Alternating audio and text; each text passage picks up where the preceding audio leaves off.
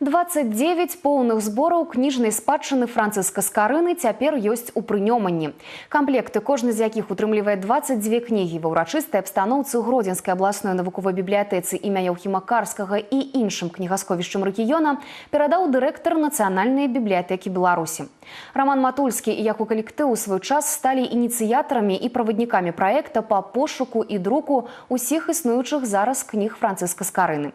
Праект, праца над якім пачалася з 2012 года, прысвечаны 500-годдзю беларускага кнігадрукавання, якое сёлета адзначае наша краіна.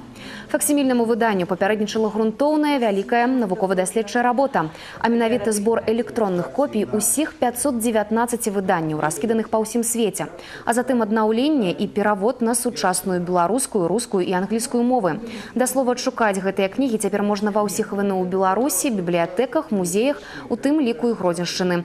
Дададзім, што камплекты захоўваюцца і ў нацыянальных бібліятэках ЗША, Великабрытаніі, Кітаю, а таксама ў кнігасховішчах ААН і Ватыкана.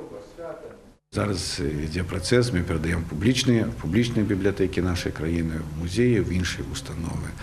Але разам з тым выданне было арыентавана і на замежных карыстальнікаў,